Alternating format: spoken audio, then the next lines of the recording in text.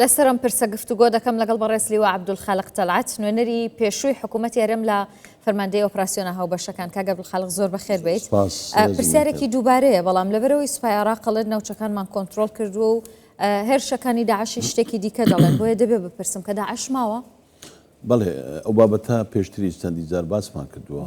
بەڵێ داعش هەرماوە. داعش لەو ناوچانەی کە دیاریکراوی پێشتریش هەر هەبووە لە ناوچەکانی بڵێن منتەقەی لای ڕۆژ هەڵاتی ڕۆژ ئاوای کەرکووک تکریت تا دەچێتەوە لای تووسخورمات و تا دەچێتەوە تا ئەو سلسیلە چایە دەبڕێت تا دەگاتەوە منتەقەی خانەقین و ئەو منتەقەیە و لە سلسیلە چاکانی حەمرینیش لا یەزال هێزەکانی داعش بەردەوامن. یان ئێمە شوێنەکانیانە لەو شوێنانە ماوە بە ماوە دەبیندێن و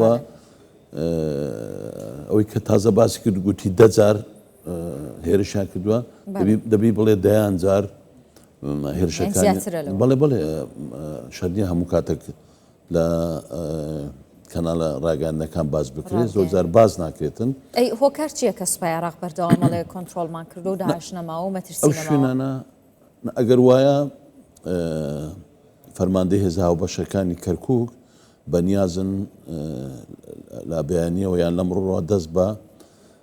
ئۆپراسیۆنێکی فراوان بکەن بۆ پشکنین و بەدوەداچوونی پاژماوەکانی یاخود ئەو شوێنانەی کە داعش تێدا بەدی دەکرێن یان داعش تێدا کارەکانی ئەنجام دەداتن لەمڕۆ دەست پێکە زیاتر لە پێویستی بە هەفتێ تا 10 ڕۆژ هەیە تا بتوانن هەموو ئەو شوێنانە بپشکنن. هەندێک شوێن هەیە وەکو چای حەمری، قەرەچووخ، ئەو شوێنانی کەتونەتە وادی زەیتون، خۆی زەیتونە بەس بوویتە زەیتون. هەندێک وادی تر هەیە لە دەچێتەوە لای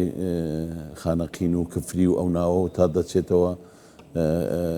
شوێنەکانی خوار و دیالە. ئەو شوێنانە هەندێک شوێن هەیە سوپای عێراقی ناتوانێت بەتەنها بچێتە ئەو شوێنە ئەبێ هاوبەشیەکەن لەگەڵ هێزی پێشمەرگە ئەگە پێویست بێ ئەو شوێنانەی کە نزیکن لە میحوەرەکانی پێشمەرگە بە هاوبەشی دەکرێت، بەڵام هیچ کاتێک بەبێ هاوکاری هێزە هاوپەیمانەکان کە پێویست دەکاتن لە ئاسمانەوە هاوکاری هێزەکانی عێراق و هێزەکانی ئۆپراسیۆنەکان بن، بۆیە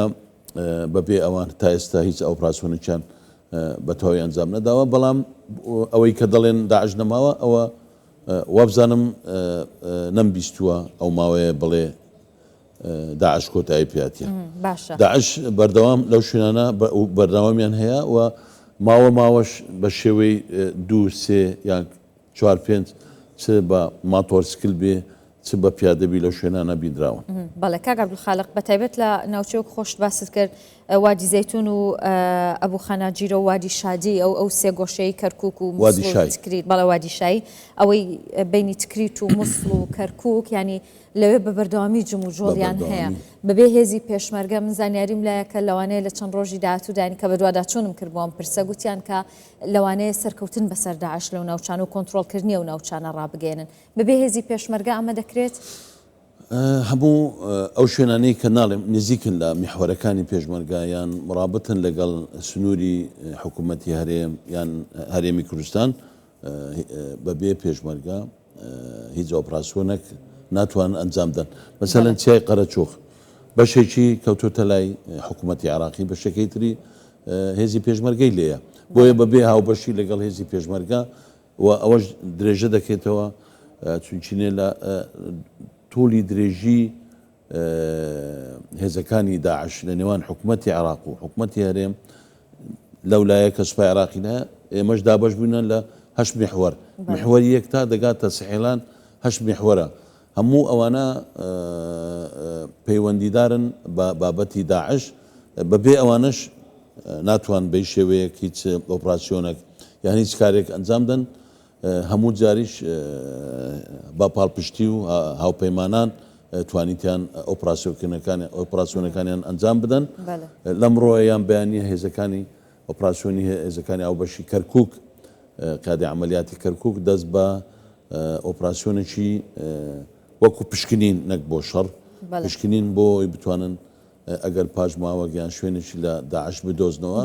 کاک عەبدولخالق چارەسەری بکەن. لەسەر ئەم پرسە لەگەڵ پامنەری کوردستان 24 قسەم کرد کە ئەو راپۆرتەی ئامادە کردبوو هاوکارم سۆران باسی لەوە کرد کە هێزەکانی سوپای عێراق دەڵێن هەندێک جار داعشەکان خۆیانمان لێ هەڵە دەکەن چونکە خەڵکی بەشێک لەو ناوچانن کاتێک ئازانن ئۆپراسیۆنەکەین دەچنە شوانی یا بەکاری کشت و کاڵ خۆیان سەرقاڵەکەن چ بەربەستێکی تر هەیە بۆ ئەوەی کە ئەوان دەستگیر نەکرێن و نەدۆزێن. چەند بەربەستێکی ئێک لەوانە ئەو بەربەستێکە باست کرد شوێ من کە خەتەکەم دەست نیشان کرد دەڵێم لە ڕۆژئاوای کەرکووکەوە تا دەچێتەوە تکریت و ئەو خەتە تا دەڕواتەوە خانەقین و ئیدی وادی ئەو وادیانی هەتا دەچێتەوە دیالە ئەو خەتە بە ئاسانی سوپای عێراق ناتوانێت کۆنتڕۆلی بکاتن ئەوە یەک دووش بە شێوەی اختیفا ئەوانە ئەوە نماوە وەکو جاران مەسەرەن هێرش بکەن و بە شێوەی جابەجار دەردەکەون و ئەنجام دەدەن و دەگەڕێنە شوێنی خۆیان. سێ ئەو ناوچەیە ناوچەیەکی دەتوانین بڵێن هەمووی سونیە بەلەو ڕەبتی ناکەم بە مەسەلەی سونە بەس ئەوە ناوچەیەکی سونیە بۆ ئەوان ئاسانترە کە بتوانن خۆیان تێدا حەشاردن و تێدا بزر بن وەکو جاران مەسەن بە ڕۆژ بابەتێکن بە شەو دەبنە مەفارزی داعش و دێن کارەکانی خۆیان ئەنجام دەن بۆیە تا ڕادەکی ئەوە بۆ پاراستنی خۆیان لەم ناوچانە ئاسانترە وەکو لە ناوچەکانی تر. سێ هەندێک شوێن هەیە سوپای عێراق ناتوانێت بگاتێ و زۆر زەحمەتە و پێویستی بە هاوبەشی لەگەڵ هێزی هاوپەیمانان هەیە لە ئاسمانەوە بتوان کۆنتڕۆلی ئەو شوێنانە بکەن و بۆیە هەموو شوێنێک سوپای عێراق ناتوانێت بچێتە یان بیگاتێ لەبەر هەندێک شوێنێ هیچ کۆتای هاتنی هێزەکانی هاوپەیمانان لە عێراق ناکرێ ناکرێت کەس ناتوانن تا ئێستاش ناتوانن هیچ بڕیارێک بدەن یان بڵاو بڵاوکەنەوە برێن داعش لە عێراق بەیەک جاری کۆتای نەخێر هەندێک شوێن هەیە ئەو چەکانی کە عێراق هەیە ناگاتێ مەسەرەن دەبابێ یان دەڕعەیە یان هەر جۆرە چێکیشترە ناگاتە ئەو شوێنانە کە نەگاتە ئەو شوێنانە کۆنتڕۆلکردنیشی زۆر زەحمەت باشە لەبارین بۆشایی ئەمنیەوە ینی هەندێک جار پانتایی دەگاتە 50 کیلۆمەتر کاک عەبدولخالق بۆچی کاتی خۆی کە پێشمەرگا داوەتان کرد یان هێزی پێشمەرگا یان سوپای عێراق بچنە ئەو ناوچانە ئەوان بەوە ڕازی نەبوون بۆچی ئەم ناوچەیە وەکو بۆشایی ئەمنی ماوەتەوە هەندێک شوێن توانرا چارەسەر بکرێەوە بۆشای ئەمنیەکان پڕ بکرێتەوە بەس هەندێک شوێن چارەسەر نەکرا وەکو خۆی مایەتەوە ئەوان لەو بابەتانەی کە ئێستا باسی دەکەم و ئەوەی کە هەیە ئەوان دێ بەرپرسن وەکو فەرماندەی هێزا و بەشەکانی عێراق وەزارەتی بەرگری عێراقی ئەو شوێنانی کە نەتواندرایە بە تەواوی کۆنتڕۆڵ بکرێتن ئەوان لێ بەرپرسن و لە نەتیجەکەش ئەوان دەبی تەحمولی مەسئولیت بکەن ئەگەر هەر شتێک ڕوو بدا لەبەرەوەی ئەگەر بێت و ئەو شوێنانە بە هاوبەشی لەگەڵ هێزی پێشمەرگە ئەو هێزانی کە دابشکان لەو ناوچانە هاوبەش و هاوشان بن دەتواندرێت زۆربەی ئەو شوێنانە کۆنتڕۆڵ بکرێت. زۆر سپاسی ئامادەبوون تەکەم بەڕێز عەبدولخالق تەلات نوێنەری پێشووی حکوومەتی یارەملالی و هاوبەشەکانی فەرماندەی ئۆپراسیۆن هاوبەشەکان پێشتر بەڵێ دەست خۆش بەخێر بێت.